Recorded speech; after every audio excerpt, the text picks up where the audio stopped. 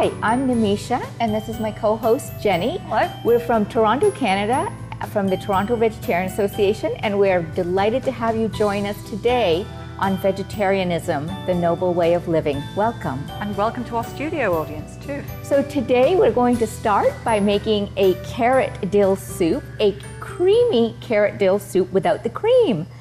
The idea here is to teach you how to make creamy or dairy-like foods without the use of milk.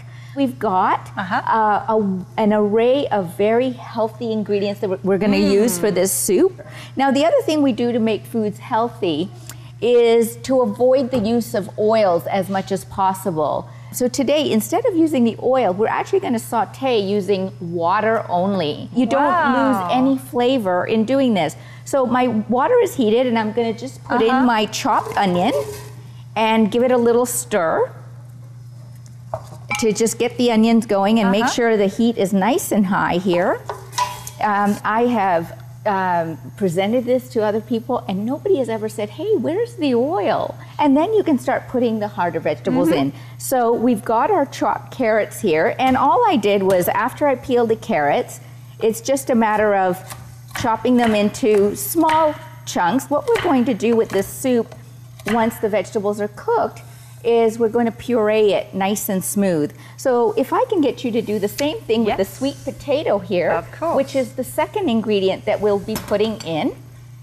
And carrots and sweet potato are full, is it beta carotene that's right? Yeah. That's exactly right. Yeah. Beta carotene, very, very good for you. That's a precursor to vitamin A, which is good for your eyesight and your skin and your hair. I'm going to put these pre-peeled and pre-cut sweet potato chunks in here. I will just give these a stir.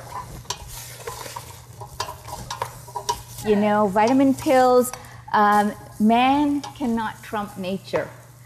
What Mother Nature does for us through these wonderful foods, give the vegetables a stir. So now that the onions are going to disperse evenly through with the sweet potato and the carrot chunks. And we want to cook them until they get very, very soft. So we had that little bit of water to saute. Right. Now the rest of the water is to help cook the rest of the vegetables and to soften them. Now we just need to give it some time to cook. The advantage of having the soup is that the nutrients stay in the water. So we're keeping as much of the goodness in here as possible. Now, I'm also going to add my salt, and that will help soften the vegetables as well. And I don't use very much, just about a teaspoon and a half in a big pot of soup like this. Too much of it can lead to heart disease, high blood pressure. So you want to put in just enough for flavor. So we'll put the rest of the ingredients in after the vegetables have softened a little. Let that cook for about 10 to 15 minutes. So while that's happening, we are going to go and water the vegetables in the garden, and we'll be back shortly.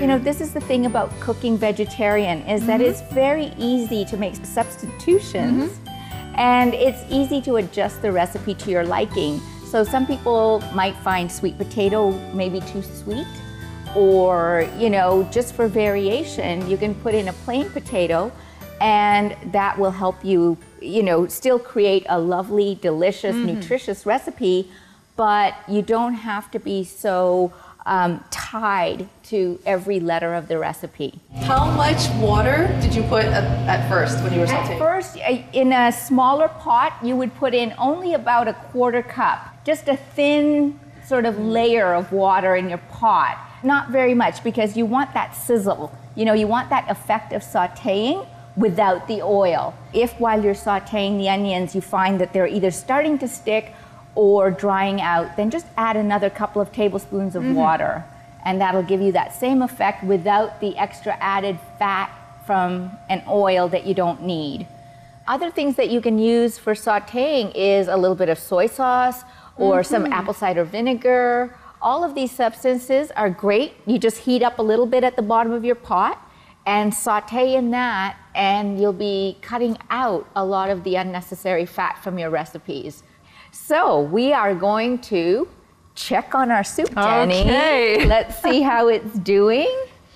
I like to check with a fork to see if the vegetables have cooked through, because what we're going to do is we're going to puree this, and it's still a little bit firm, which is okay. The carrots, but my fork is going through. In order to puree and make it nice and smooth, we need the vegetables to be very soft. But this is also a good time to add our soy milk in. Now, Jenny, I've got the organic soy milk here, which is great instead of dairy. As I said at the beginning, yes, very much. We want to get the dairy out of our diet because many people may not realize this, but dairy is just liquid meat. Dairy is just as damaging for the earth. It is just as cruel an industry as the meat industry, and it's just even more damaging to our health than eating meat. It's just so not necessary for our well-being.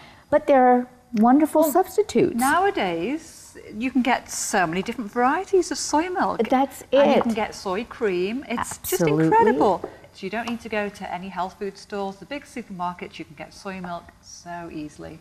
And try and pick up organic if you can. And so I've got 2 cups of soy milk in here. So I'm going to cover my pot and let it heat through again. You want to be careful and really watch your pot because it can boil over. Right. Now, Jenny, there's some people that have trouble with soy, or they don't like the taste of soy. Although in this soup, you'd never know it. Oh, you wouldn't be able to taste. You wouldn't be able to tell it. It just makes it nice and creamy and gives it that rich flavor without the fat, because this is also very low fat. However, your other option, rice milk works, almond milk works. There's some grain milks also available. Oat milk or a mixed grain, like a multi-grain beverage, is made out of grain, and it's very milky, and it will help you thicken your soup and make it very creamy. So those are some other options that I enjoy. And then there's some method where you can actually make your own milk. Absolutely. Well, I do make my own almond milk at home. You do? I do. And it's actually very easy if you just invest in this little item called a nut milk bag. See what I mean? Oh, you got to watch that. You got to watch that pot. It can boil over. When it starts to rise up and boil over, just lift the lid to give it some air, and it'll go down, it'll calm down. It's getting to look good, so now is a good time to add my pepper. I've got about a teaspoon of pepper here. I may not add all of it. It's always good to add less and then adjust if you need more. What makes this really delicious is fresh herbs. Now today, I'm using fresh chopped dill, and this is what dill looks like.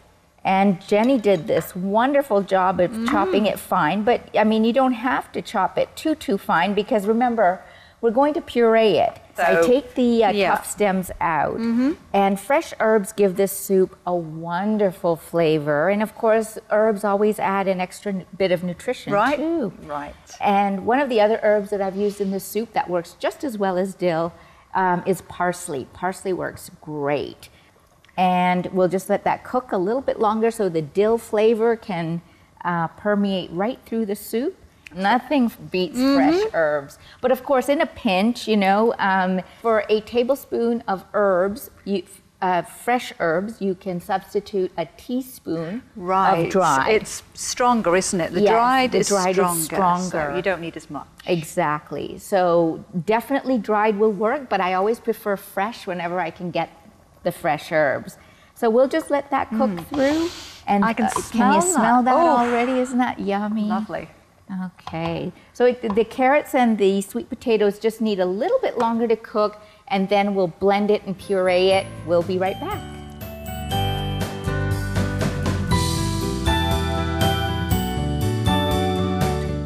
Well, welcome back. Through the magic of television, the soup is done.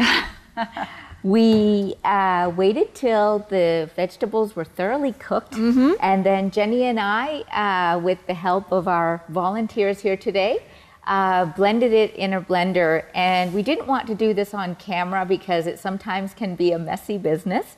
So if you have one of those hand immersion blenders, this exercise becomes very easy. You just plug it in, you can stick the blender right into your pot of soup and blend it. Now, Jenny, you were telling me about something that your mom did with soups. What was that? Oh, yes. She made delicious soup. She would take out a cup of the cooked vegetables and she would blend most of the soup, but then she would add some of the vegetables back in again. So it'd give that little bit of sort of like texture, a just little a few bit little of vegetables that you could bite, chunky vegetables that you would get in your spoon as you're eating the soup. So, but this time what we did was we used the blender and we pureed the whole pot. So we didn't set aside any of the vegetables. And you know what? I'm going to find some herbs just to put on top. Okay, do that. Jenny's just going to get some fresh dill, and we're going to decorate this. There that we go. Is lovely. There we go. Oh my. All right, so that's our creamy carrot dill soup without the cream. But it's, as you can see from the texture, it's just as rich and just as creamy as if you'd made it with milk or cream, but it's much healthier, much kinder to the environment, and certainly much kinder to the animals. So happy Easter, everybody. Thank you for joining us. And we'll see you next time.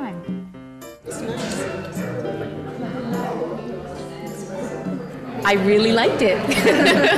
It was very good. I think the pepper in it really added a nice flavor to it. Yeah, it was really good. Definitely going to try it at home. It's nice that it has the creamy texture without the dairy. You can't even taste that it's soy milk in there. It still has the same texture as a regular milk would.